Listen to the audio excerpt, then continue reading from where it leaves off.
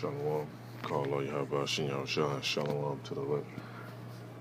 In this video, I just want to go in on topics about how people scatter amongst all the different nations. And this video was actually inspired by Tahar also. I was checking out one of his videos. And I happened to hear him mention this stuff about the Russian icons and all this different stuff. And these devils, they fucking know who's actually running certain stuff.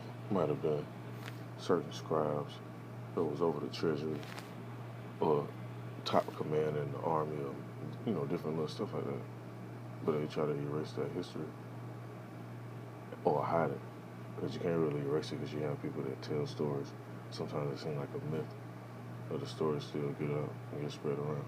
So I'm going to pull this precept real quick. And then I'm going to let this video play. I'm actually going to make a few parts, so y'all can, hey, if you want to check out these videos too, look at some of them because they got a lot of them online. And actually show that our people will spread in these different countries like the scripture said. Alright, now this one, it's in the book of Esther. In chapter 3 and verse 8 it says, let me read on, let me pull this up. See, a lot of this information, before I read this, a lot of this information, a lot of pastors and different so-called teachers, they don't go into this information because they don't know about the table of nations. They don't know how to identify who is who. Then the Spirit really don't be on to. Before I made this, I actually was about to do something else, but this came to me. I'm like, I might as well speak on this, put this up. So this is the book of Esther, chapter 3, and verse. Let's see on the side, right?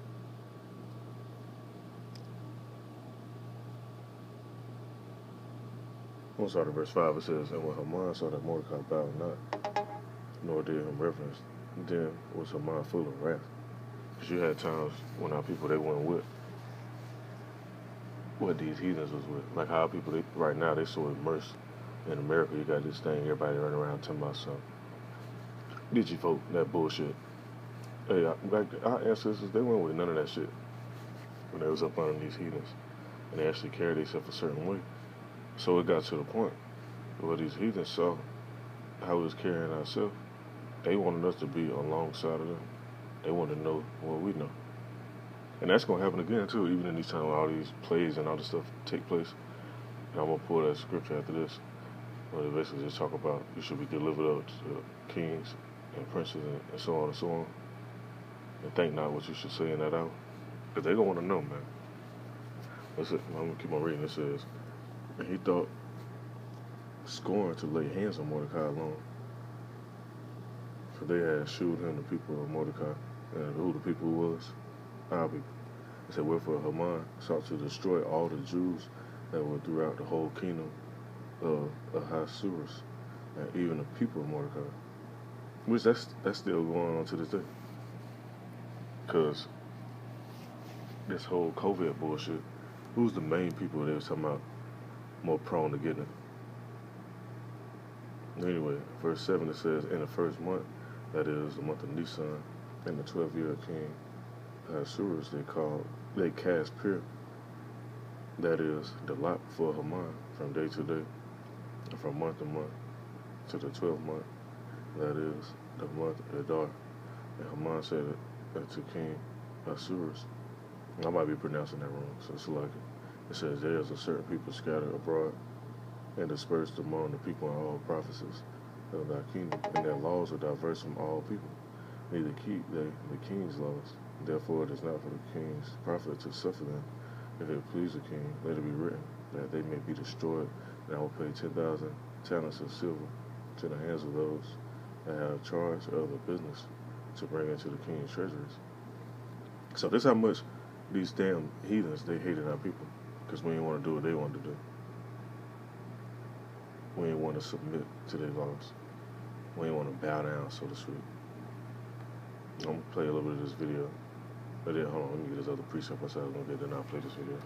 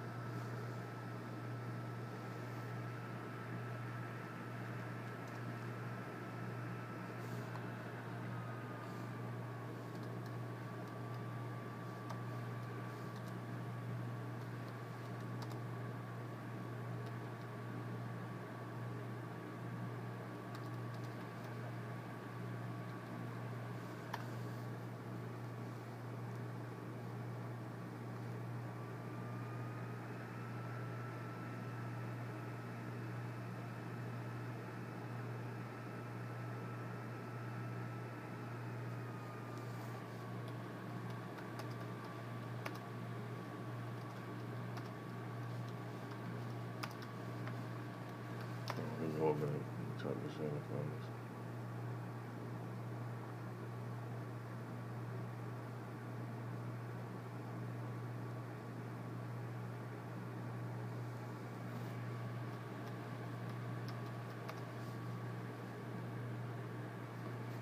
All right, it's in the book of Luke, chapter 21. I'm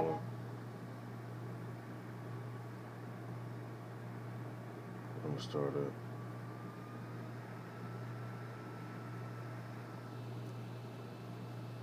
at verse 12. It says, "But before all these, they should lay their hands on you and persecute you." And we come into these times, I mean, yeah, even though we live our lives and do all this other shit, we made this is serious stuff right here. All the other shit, that's just folly. That's bullshit for real.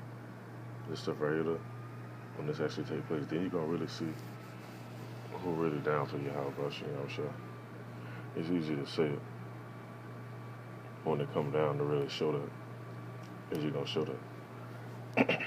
Well, let me jump back over real quick. In verse 10, the book of Luke, chapter 21, it says, "Then said he unto them, nation shall rise against nation." That's all you see in the news right now. Kingdom against kingdom, and great earthquakes. This past week, it's been at least like 3 or 4 different earthquakes that just popped out. Big ones too. One in Alaska was like a 7.0. One over in Greece was another 7.0. Then one out in Istanbul area, Turkey, somewhere in that region. I don't know the exact magnitude, but it was big. It said people died. It says, "And great earthquakes shall be in diverse places, and famines and pestilences." That's going on right now. "And fearful sights and great signs shall there be from heaven." Like, what day that was? Not yesterday, because days don't flew by just that quick.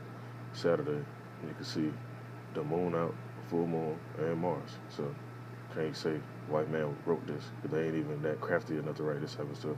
But anyway, in verse 12 it says, "But before all these, they should lay their hands on you and persecute you, delivering you up to the synagogues and at your prisons, being brought before kings and rulers for my name's sake."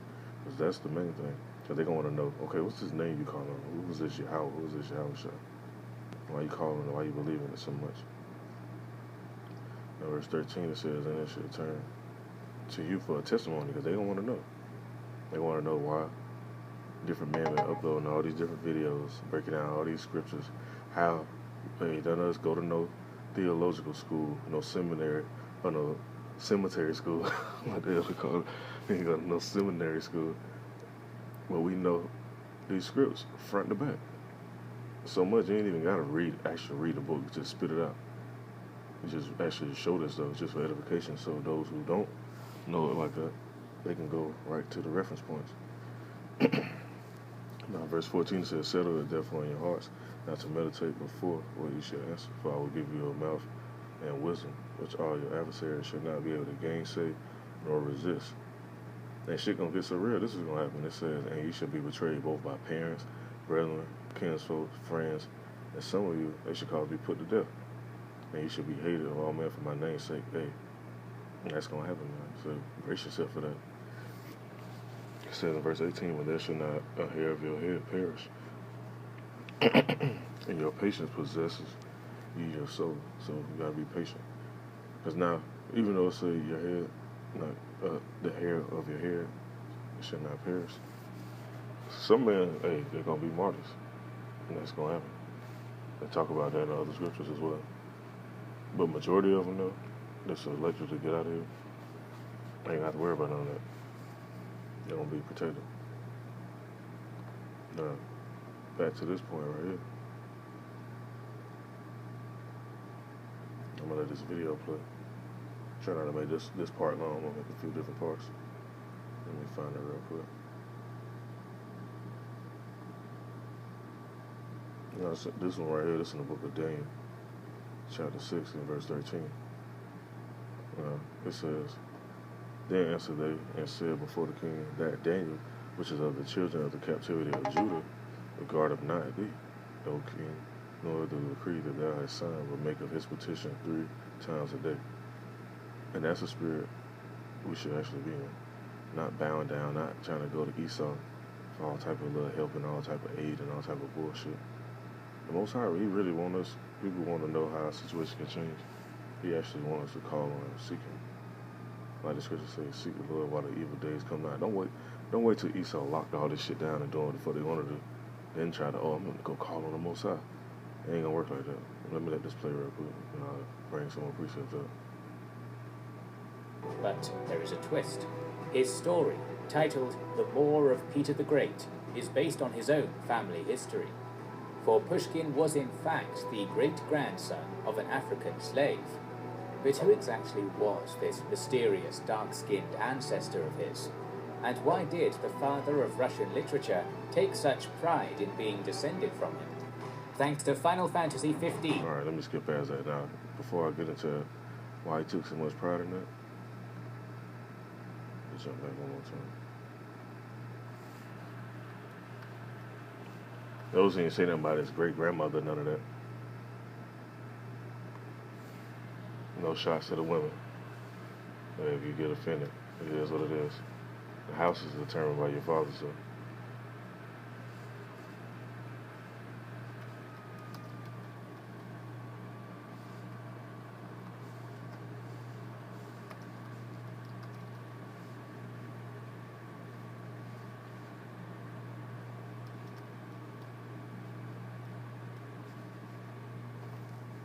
It's in the book of Numbers.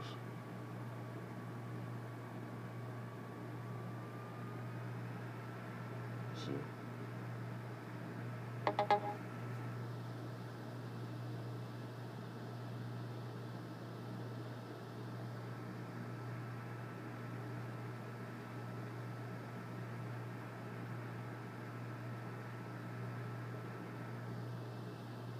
Let me make sure I find the right one.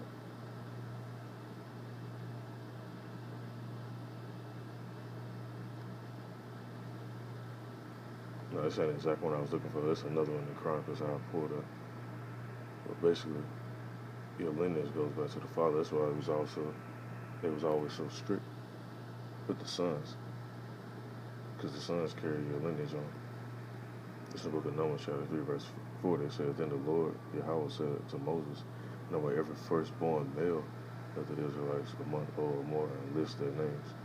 Read on some more. In verse 16 it says, still in chapter 3 it says, So Moses numbered them according to the word of the Lord as he had been commanded. It's in the book of Numbers, chapter 1, verse 47. It says, The Levites, however, were not registered with the tribe of their fathers. Because there came a time where stuff was out of order and they had to get it back in order, I should say.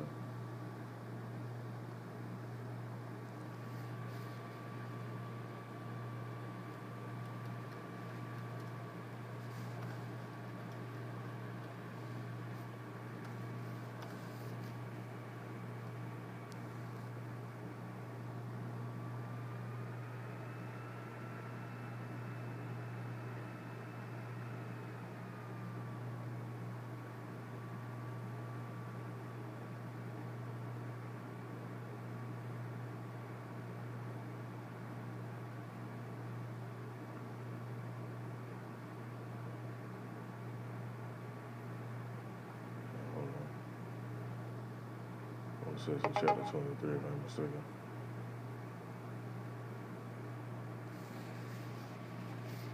Just want to touch on that point because I heard that when I was actually watching this.